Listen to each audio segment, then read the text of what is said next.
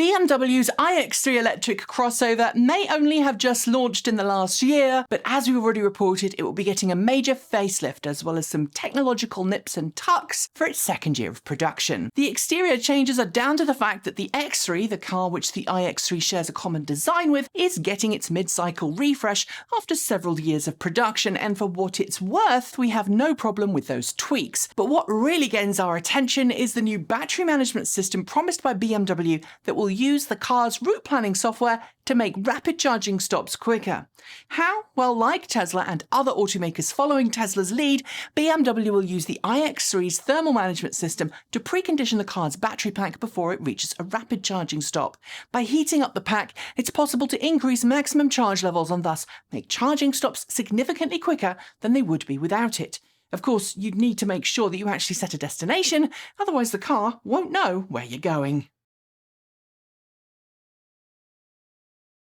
We've seen more and more companies bring electric big rigs out of test programs and into production, but there's still a long way to go before the trucking industry is not dominated by diesel, which is why more than 70 companies, including IKEA, Nestle, Unilever, Siemens, and others, have written a joint letter to governors throughout the US calling on them to accelerate the adoption of clean, zero-tailpipe emission commercial vehicles. Organized by sustainability nonprofit Ceres, the letter wants all US states to adopt the Advanced Clean Trucks rule pioneered by California that calls on medium and heavy-duty truck manufacturers to increase the sales of zero-emission models by a set percentage dependent on their overall sales volume. The signatories say that governmental assistance and state buy-in will help bring down the cost of zero-emission commercial vehicles, improve charging infrastructure, and help dramatically reduce air pollution. As we've noted before, it could even help revitalize communities who have been historically disinvested in the past, and who often end up suffering the most from the emissions caused by diesel big rigs. As automakers make the switch to electric, analysts and financial experts have been closely following the new markets that have come to the fore as people dump the pump. This includes many different segments, including parts and chip fabrication, charging infrastructure, and more. But perhaps at the forefront of those is the demand for battery packs.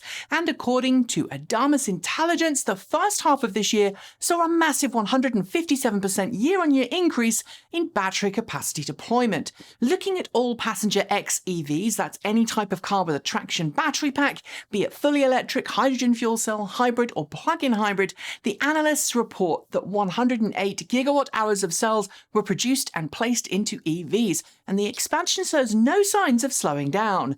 Leading the pack, obviously Tesla, which deployed more battery capacity onto the public highway than its 6 closest competitors combined. I think that says everything we need to know. It's time for everyone else to get their act together.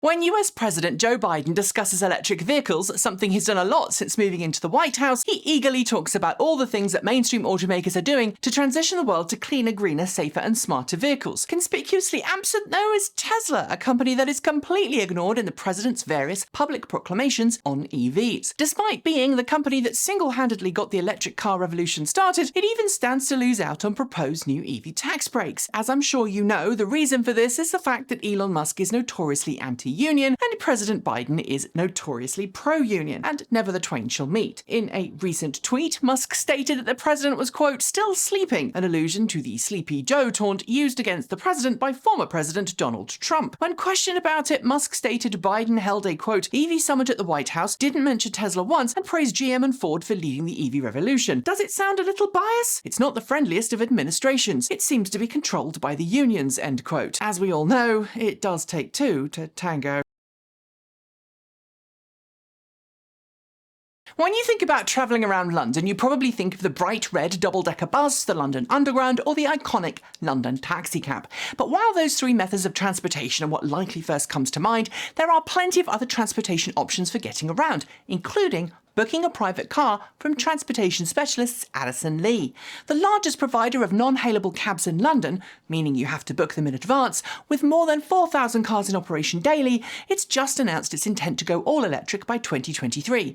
To start, it's purchasing a huge number of Volkswagen ID.4s, which will allow it to transition at least some of its fleet to all-electric in a pretty quick order.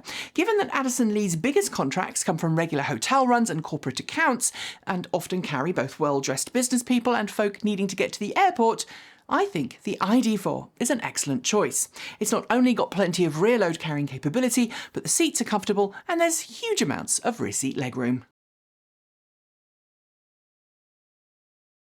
After what seems like an eternity for anyone who owns one, General Motors is gearing up to start its official Bolt EV and Bolt EUV recall campaign to hopefully once and for all fix the Bolt and Bolt EUV cars that left the factory with battery packs that could, under rare circumstances, catch fire.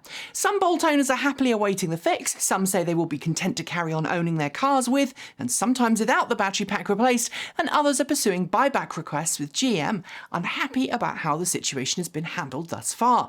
But now we're hearing tales of dealerships snapping up used 2021 Bolt EVs in an attempt to try and take advantage of said buyback program. Simply put, if they have used cars in stock, it might actually make dealers money, since, as Inside EV reports, some dealerships believe GM will pay half the value of the car with a new battery, meaning buybacks will be cheaper for GM than replacing the pack on customers' cars. It's something we've said for a while, but however you feel about dealerships, it just seems some are in it for the money. There's a surprise.